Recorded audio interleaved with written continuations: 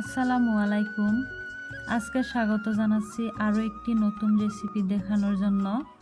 আজকের রেসিপিতে থাকছে কবুতর ভুনা। আশা করছি বরাবরের মতো আজকের রেসিপিটিও সবার কাছে ভালো লাগবে। তাহলে চলুন মূল রেসিপিতে। প্রথমে চুলোটাতে একটা কড়াই গরম করে নিচ্ছি। এবার এখানে দিয়ে দিচ্ছি সরষের তেল।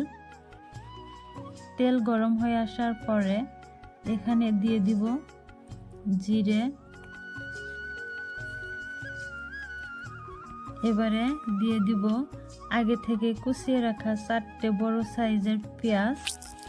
পেঁয়াজটাকে কিছুক্ষণের জন্য ভালোভাবে ভেজে নিতে হবে, বাদামি কালার আসা পর্যন্ত।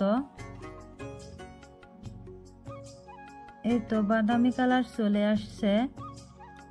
এবার এর মধ্যে আমি দিয়ে দিচ্ছি 2 চা চামচ পরিমাণ আদা বাটা, 2 চা চামচ পরিমাণ রসুন বাটা, আরও দিয়ে দিচ্ছি কাঁচামরিচ বাটা। আদা রসুনটাকে পেঁয়াজের সাথে ভালোভাবে ভেজে নিতে হবে।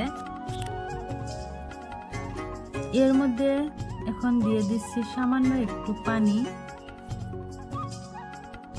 এরপর দিয়ে দিচ্ছি 1 চা চামচ পরিমাণ হলুদের গুঁড়ো, 2 চা চামচ পরিমাণ মরিচের গুঁড়ো, দিয়ে দিচ্ছি স্বাদ মতো লবণ, আর এখন দিয়ে দিব হাফ চা চামচ পরিমাণ গরম মশলা। এখন আমি ভালোভাবে নেড়ে দিব। ভালোভাবে মশলাটা নেড়ে দেওয়ার পাশে এখন আমি এর মধ্যে দিয়ে দিব 3টে আস্ত রসুন। কবুতরের মাংসর সাথে রসুন খেতে অনেক ভালো লাগে। এখন এই সবগুলোকে ভালোভাবে কষিয়ে নিতে হবে। মশলাটা কষানো হয়ে গেছে। এবার আমি এর মধ্যে দিয়ে দেব মাংসগুলো। এখানে 2টো কবুতর আছে। এখন মাংসটাকে ঢেকে রান্না করব 5 থেকে 7 মিনিট পর্যন্ত।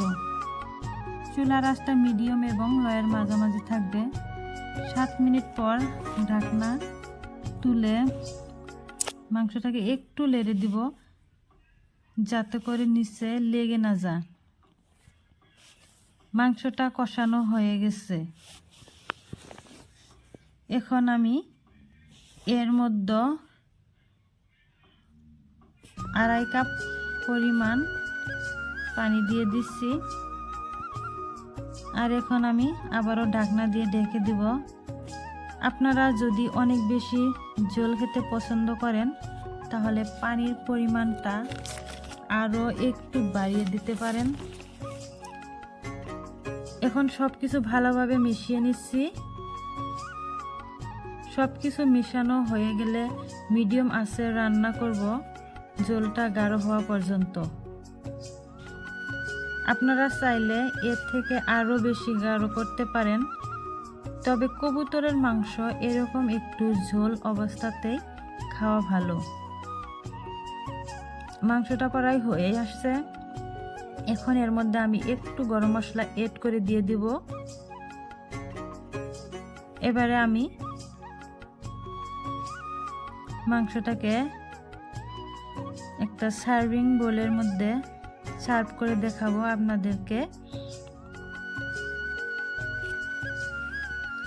গরম গরম এই মাংসটা ভাত খিচুড়ি অথবা পোলাওয়ের সাথে সার্ভ করতে পারেন।